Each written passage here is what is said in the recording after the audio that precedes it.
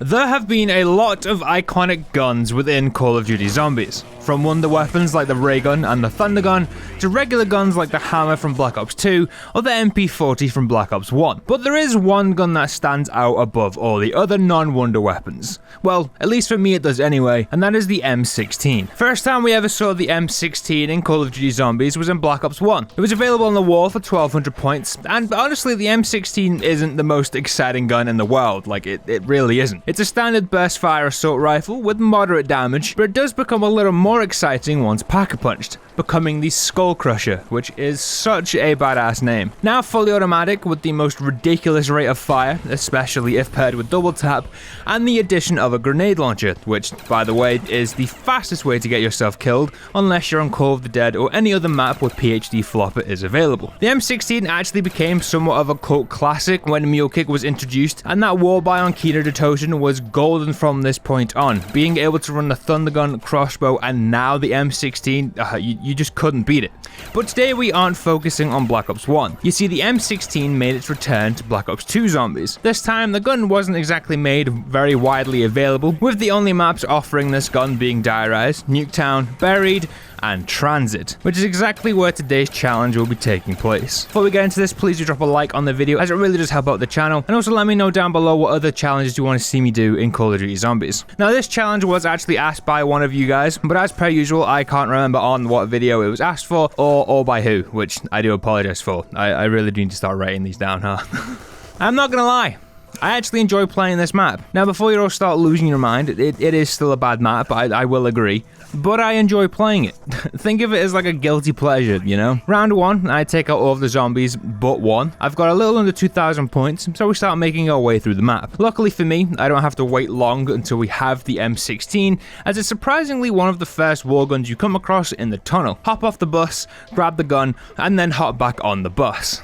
My goal now is just to get to Pack-a-Punch as quickly as I can. We make it to farm, where the bus just proceeds to wait for like 2 whole rounds. Not like I was complaining or anything, as I was able to grind together a pretty tasty amount of cheddar. Power station is up next, and we place down our power turbine, and what's the bet this one breaks? Huh? Power is turned on, and the bus is about to leave without me, so I channel my inner Usain Bolt and just leg it. We make it in time, but now I've got to quite literally take a leap of faith, which I at first didn't think I was going to make, only to make it and then to think I'd overshot it and I was about to be flung off the other side. Neither happened, now we have a pretty airy ride to town. Alright, to everyone who said the bank would be open, congratulations, you're an idiot.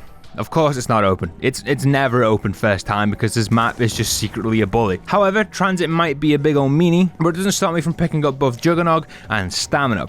Now I know, grabbing Stamina as well without Quick Revive, it's a little risky. You might be thinking, you know, what am I thinking?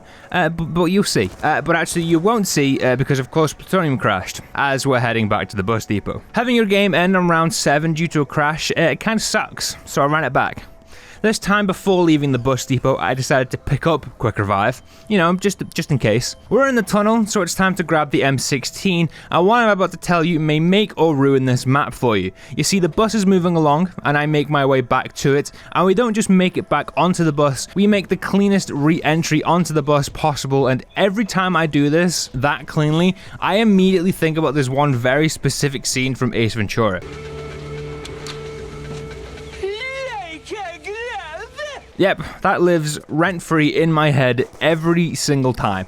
I'm not sorry for telling you about that, and you can do with that information as you please. Alright, now that that is out of the way, we can continue. But before we do, there's one more other embarrassing thing to be shown. Yeah, I take it down on round 3. Now, in my defense, this man popped that dead silence and just bamboozled the hell out of me. But we make it to farm in the end, and to try and save myself from any future embarrassment, I picked up Double Tap. And I gotta say, the M16 being paired with this park, it's a pretty damn good time. I know it's only round 5, but this pairing was just tearing through these zombies with ease. We're at the power station, and we've now got power, but the bus leaves, leaving me stranded, meaning I've now got to make the long way to town, agonizing run, whilst being attacked by everyone's favorite enemy, the denizens. As I'm making my way to town, I'm thinking to myself, I should probably buy the Bowie knife. You know, just to make life a little easier, but considering the points I had, I opted not to, just that in case by some miracle the Pack-a-Punch was actually open when I made it into town. And lo and behold, to my surprise, it actually was. However, I ended up running out of ammo in both the M16 and the 1911, and I had about 2/3 of a wave chasing me. But I've got grenades, so I start start throwing them out and we start getting a few kills and making some crawlers. Now I'm thinking to myself, round 6 crawler that's been blown up by a grenade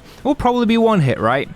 No. I knife this zombie and he hits me back, which kind of panics me, and as I go for the second knife, I somehow miss and he does not, killing me on round 6.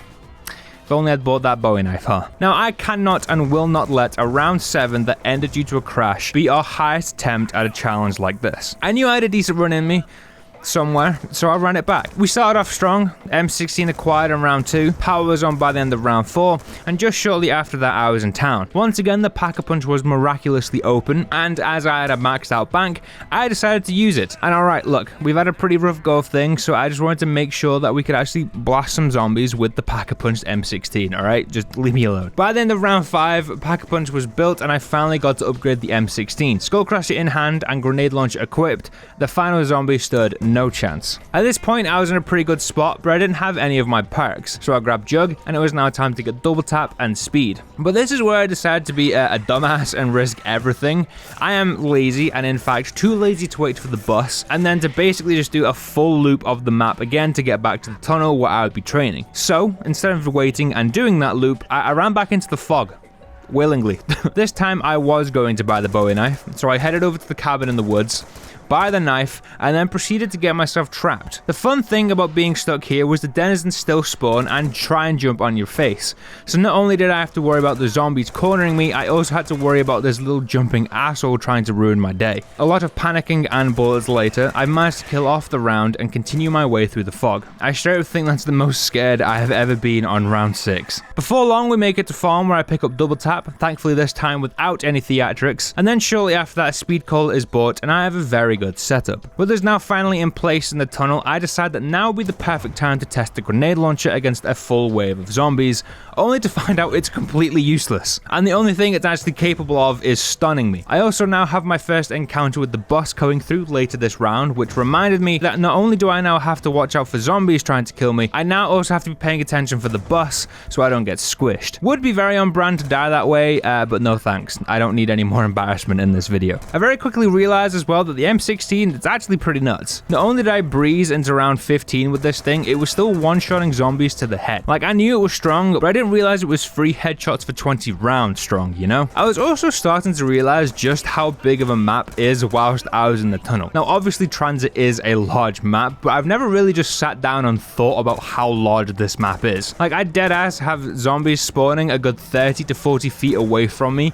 and then running down this long hallway constantly. Like, this tunnel is that big, I genuinely think you could take both die-rise towers, lay them flat on top of one another and place them in the tunnel, and you'd still have space for one more tower, which is insane. I know as well there's that how many Nectar and Totems fit within the map to determine size, but goddamn, this place is huge. No wonder they haven't remade it. If you think Warzone takes up a lot of storage, this map would probably have it beat, or coming in a close second at least. Although speaking of round 20, I not only make it there, we blast straight through up to round 25. But this is where I end up taking my first down of the game. It's right at the beginning of the round, I'm not really paying too much attention to what's going on, and all of a sudden I'm surrounded by zombies, and the next thing I'm taking a dirt nap. Once again, however, the perma perk that I still have no idea what it is, saves me by giving me all of my perks back except Quick Revive. And this is where I had once again another brilliant yet dumb idea. Considering we'd made it to round 25, I opted to not repurchase Quick Revive. You see, instead what I did was I headed down to the diner, built myself the shield, and ran into town and bought stamina. Look, alright, this is one of the best perks in the game, and when you're running around in a circle in a tunnel without too many exit strategies, being able to run away quicker just seems like a better trade than being able to revive yourself. So with our new and risky perk setup, I headed back to the tunnel and continued to run around in circles. At this point, each round was taking an absolute age to get through. Zombies spawning in a different continent and running to me definitely wasn't helping, but the M16 just slowly continues to plow its way through each and every round, bit by bit. We make it to round 30, and then to round 35.